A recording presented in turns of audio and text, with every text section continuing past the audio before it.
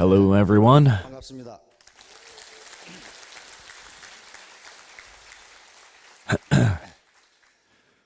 For some time now, you've been doing the 100 Days Sales Master Plan and the $10,000 in 1,000 Days Plan. Some of you have reached your goals within that time. Some have even finished early, while others are taking a little longer for different reasons. In the process of accomplishing a goal, a specific objective and concrete deadline must be set. Otherwise, some people might never complete it. This applies to everything we do and not just the Atomy business. Whether it is simple manual work or very complex mental work, a concrete deadline is a must if you want to meet your goals. For example, a doctorate candidate working on his thesis must have a detailed timeline for completing it. Otherwise, he could be delayed for any length of time before finally completing it. Some people are surprisingly lazy when working on their PhDs. When students set their goals to have their thesis approved within 3 or 4 years and work hard on them, most of them succeed in achieving that goal very close to the planned date. On the other hand, those who don't have a concrete timeline planned out are rarely able to finish in a reasonable time. In short, a concrete and specific objective is crucial when chasing your goals. Basically, you won't get the result you want unless you try your best. If you only work half-heartedly, it will be reflected in your outcome. I really want you to understand the importance of setting goals. If you could, please show us the slideshow for this lecture. The title of this lecture is Atomy People. People who work or have worked for Samsung take great pride in being called a Samsung man. The term Samsung man is used to describe a person who thinks rationally, works very efficiently, and is good at sharing ideas. Many very reputable organizations, including famous universities and well-known corporations, have carefully established their images to the public. I then thought about calling us Atomy men while trying to come up with a similar phrase. However, I decided against it because organizations such as Samsung tend to employ people by selecting people who underwent the training. These annually hired new recruits are generally similar in age, have like majors, and possess at least the general qualifications. Thus, it makes sense those employees would be called a Samsung man. Yet, since the diverse members of Atomy can come and go as they please, I felt that the term people was better suited for the company. Both people and man refer to humans as a whole, rather than being gender-based. During the IMF crisis, there was an article that was published in Korea. So, what was this column about? Well, it was a story about how new employees of famous Korean companies who were attending a training lecture in an auditorium like this reacted when a venomous snake slithered in. Upon seeing the snake, each company had a different response. People of Company A immediately attacked the snake with what they could find. I'm sure you can easily guess what company that was. They did whatever they could to kill the snake. Those from Company B weren't so eager to approaching it, and they decided it would be best to go ask their CEO about what to do. So they did just that. The new hires of Company C were cynical as they just sat and hoped that some smarter person would come and take care of it. Basically, these people dumped their responsibilities onto others and refused to show initiative by taking the matters into their own hands. Company D's employees decided to put their heads together and come up with a quick and effective plan. I bet that this company was Samsung. One organization even went as far as denying that the snake was there, even when others could visibly see it. They couldn't see the danger that was in front of them. Instead of seizing the moment, they just argued their case. This is the culture of a corporation. The leadership mentality of the CEO and how the company deals with a situation will shape and form the corporate culture. Okay. We'll move on to the fable of the eagle. Many say an eagle can live up to 70 years or about as long as a human. It's an impressive lifespan for a bird. However, once it has lived about 40 years, the eagle is faced with a difficult life and death decision. By its 40th year, its beak becomes dull and bent, which makes it almost impossible to hunt for prey. Its once razor-sharp talons grow too long that they start to curve inward. Its wings become tattered with age, making it harder for the eagle to fly. Now, if an eagle can't hunt, it will die horribly of starvation. Wild animals and predators will die if they can't hunt. Humans are different as we tend to take care for our elderly parents. Since animals don't do that, they have to hunt for survival. So, in this situation, the eagle seems destined to die. Yet, the eagle actually has two choices: starve to death or undergo a complete transformation by smashing its beak against a rock to break it off, and then waiting for a new beak to grow back. Then, using this new beak, it rips out its old talons so that new ones can form. With the sharp new claws, the eagle plucks out its old feathers. Once the new feathers grow back, it can live well for another 30 years. In order to earn another 30 long years, the eagle must suffer through 6 brutal months. Basically, eagles must endure a painful metamorphosis period if they wish to dramatically increase their lifespans. Assuming that we will retire at the age of 60, we still have 30 more years to live. Due to the advancements in medicine, we might live to 100. Those who are very unlucky might have to live up to 120. Just like the eagle, all of you have two choices: go through a complete transformation to live a good life, or continue to struggle for the rest of your life. It's your responsibility to choose between the two options, just like how the eagle did on its own. Thus, unless you endure the painstaking process of changing yourself and your thought process, you won't be able to have a life full of vigor like the eagle. Next is, people are the most important factor of production. As we went from the industrial to the information age, people have become the most important factor of production. Traditionally, the 3 factors of productivity are land, labor, and capital. Although manual labor was vital in the past, mental labor is now considered more valuable. Many economists and scholars have agreed on that aspect. Maybe that seems strange, so let me explain why. In the past, people could become wealthy by owning lots of land, big factories, and several different businesses.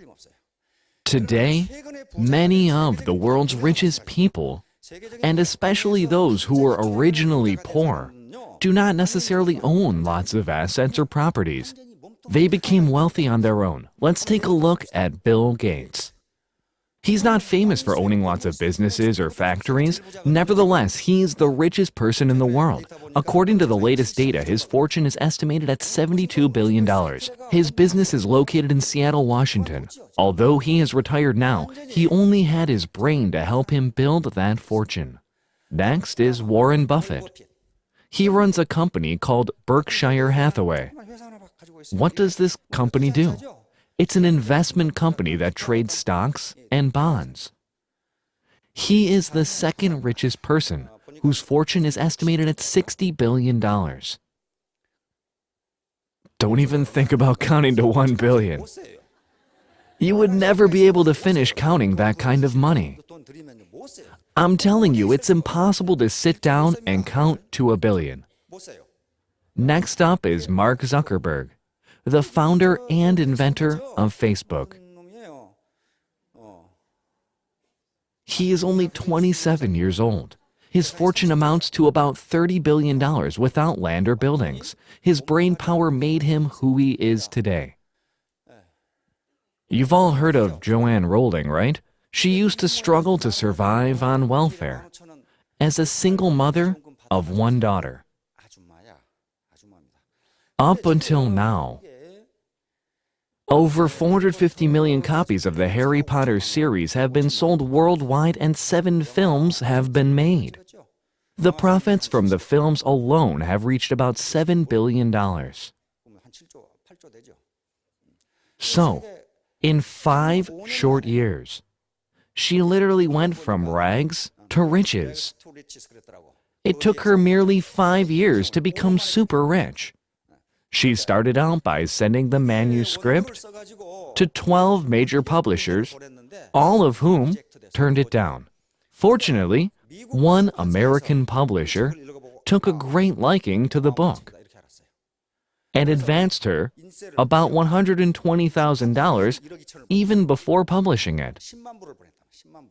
That American publisher immediately recognized its potential.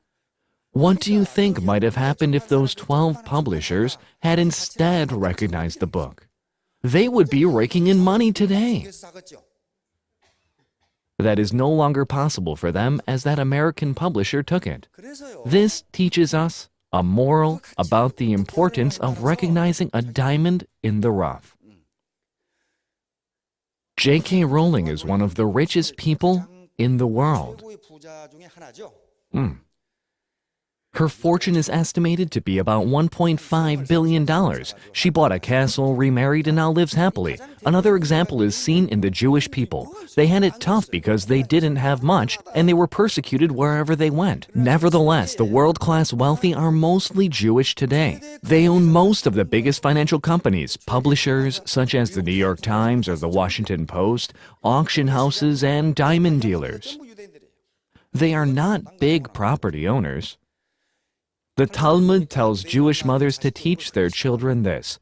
The Jewish have had a long history of persecution and migration. Their civilizations and properties were often looted and seized. So the mothers asked their children, "If our house is invaded or set on fire, what would you take from our home?" The children answer that they would take the jewelry. Jewelry is easy to carry, right? The mothers tell their children, jewelry can be stolen too. The only thing no one can take from you is knowledge. As long as you have knowledge, you can still survive. In short, the Jewish people believe that knowledge is the only true capital, since assets such as cash, property, or businesses can be taken away by others. The Jewish show us the importance of human resources as capital. Another example can be made with the Atomy contractors. Since our bodies themselves are our greatest capital, once we use them to increase productivity and make them highly productive, we can all become rich. There really is no other choice, right? Let's take a look at the talents required in these changing times. There have been agricultural, industrial, and information age. During the agricultural age, one-dimensional talent was all we needed. So what is one-dimensional talent? Well, knowing just a little bit about a wide range of subjects guaranteed a comfortable, respectable living. Farming doesn't really require highly complex knowledge, right? In those days, as the technology wasn't really very advanced, and most people didn't travel very far or even travel very often, people with college educations were treated with respect. Neighbors would say, "Wow, he's a college graduate." An ordinary but broad education ensured high productivity, which in itself guaranteed success. During the industrial age, this kind of generalized education was no longer very useful. Instead, expert knowledge was required. This expertise would then bring about high productivity. In areas such as electronics, chemistry, or automobiles, expert knowledge is necessary. Time constraints made it impossible to generalize. So, one-dimensional talent was no longer enough. However, that still wasn't enough for the information age we are in. In this period, all fields of technology are merging. Automobile technology involves mechanical engineering. Yes, mechanical engineering alone can't create cars. Electronic, computer, chemical engineers, and quite a few others as well, all have to be involved in order to produce a car. Nowadays, even biological engineering has joined the process. Thus, a cross-shaped symbol was used to signify that one must possess not only a deep level of expertise in one field, but also a more generalized knowledge of related fields to survive. This is happening in the US right now. Natural and social sciences have now become one, since business becomes harder if they weren't. The same thing is taking place in Atomy as well. Although most refer to this as a cross-shaped talent, Toyota used the first letter of its name and started calling it a T-type. To keep things simple, we will just refer to this concept as the T-type. Whether it is a cross or a T, a wide range of general knowledge and a deep level of expert knowledge in one field are both necessary to succeed. Let's say a mechanical engineer builds a machine that works perfectly without flaw. If that machine lacks a very attractive design, it won't sell well. These days, people buy products based on design rather than function. Thus, we have humanities, aesthetics, and the arts. So unless all of these are combined, it becomes difficult to do business. You might wonder what kind of talent is expected of an Atomian. I believe that Atomians should be A-type people. The letter A looks very similar to the character for person in Chinese. The A looks like two people relying on each other to live. However, rather than just relying on each other, we have to communicate with one another. Communication results in cooperation, which results in creating a superorganism. Individual efforts can never lead you to lasting success. A-type people must always be communicating with one another. This A is also shaped like a ladder. So, it can represent the ladder of success that you can climb. However, it's only possible when a bar helps brace it up. In short, communication is the key to success. So, as we learned, a person needs a vast amount of knowledge. We can call this being a liberalist, so why is that important? Well, in reality, an accountant at a firm should be the expert bookkeeper, because they would be speaking with other people in that field, rather than the people in marketing. What about Atomy contractors? We have to meet with all kinds of people. We have no idea what kinds of people we might encounter and deal with every day, or what ideas they might have.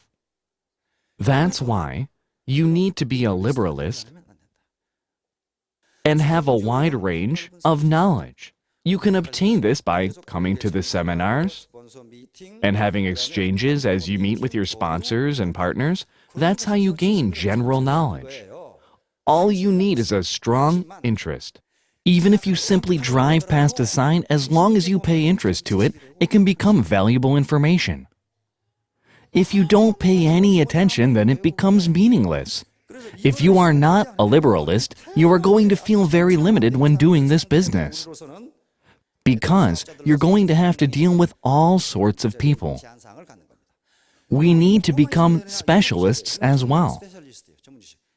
Not only do you have to be an expert in marketing, Atomy products, Atomy business, consumer behavior, and consumer psychology, but you must also know the methods of developing your downlines and the 8 steps to success. You must be an expert in them. No one is born knowing about or understanding all these concepts. We learn about them as we live our lives. In that learning process, effort is required. Hence, being a specialist is very critical. Lastly, it is important to have communication. It's simply impossible to do this business alone. It can't be done. Success only becomes possible when there is cooperation. However, you need to have communication for that to happen. Without communication, it becomes impossible to form a superorganism. When this happens, no ability in the world will help you achieve success. That's why communication is so important in this system. Only through communication and cooperation can knowledge and information be shared and exchanged. Scholars have pointed out that unlike capital or labor, knowledge becomes greater the more you share it with others. Ordinary goods vanish quickly if shared with other people. However, information multiplies when shared. It stays with you and grows over time. Thus, communication and cooperation give birth to the concepts of the superorganism and the collective intelligence. This collective intelligence is a collection of people's knowledge, which, in essence, can be used to overcome any challenge.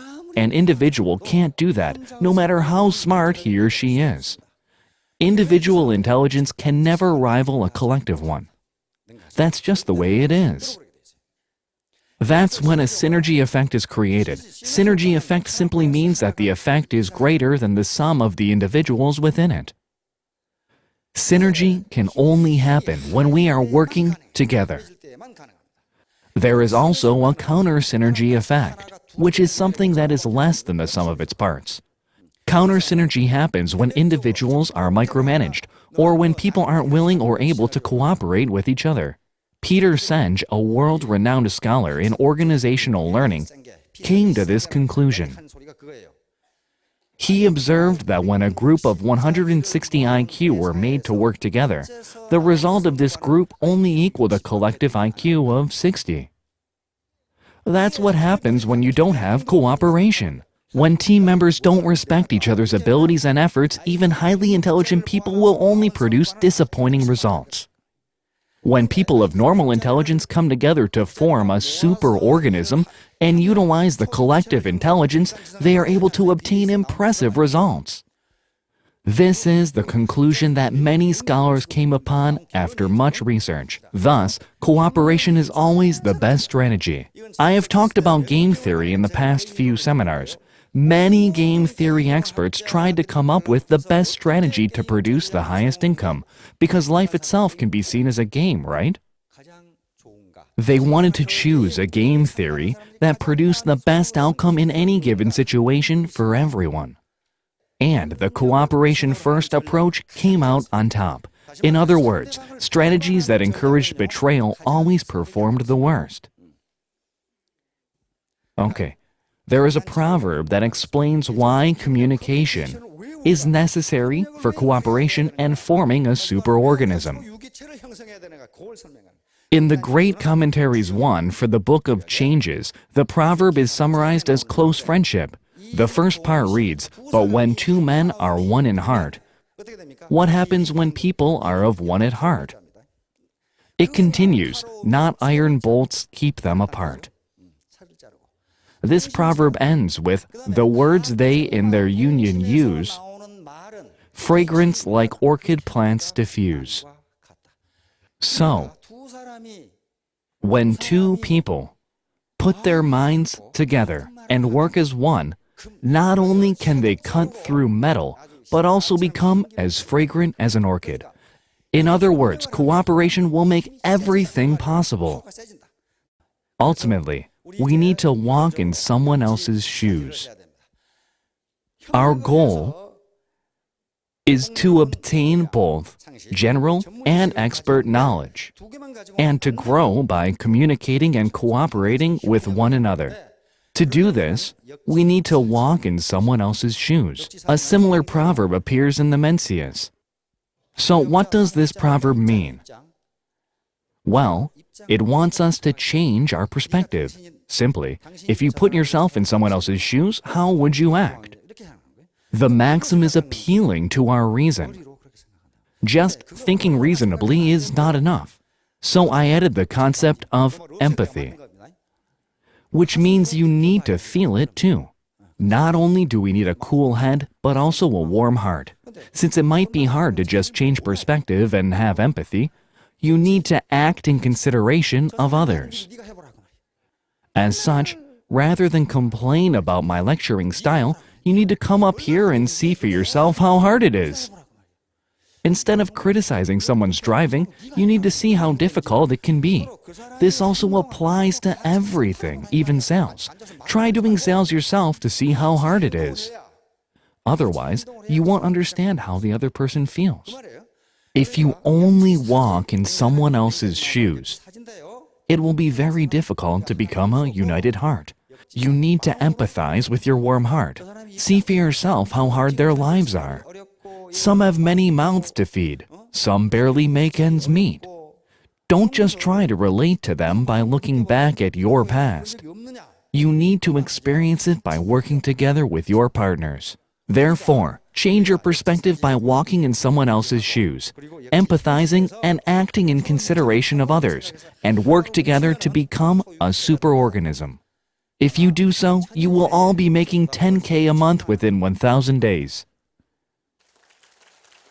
I am absolutely sure that you can achieve this. I hope that you all achieve big success. Thank you so much for listening.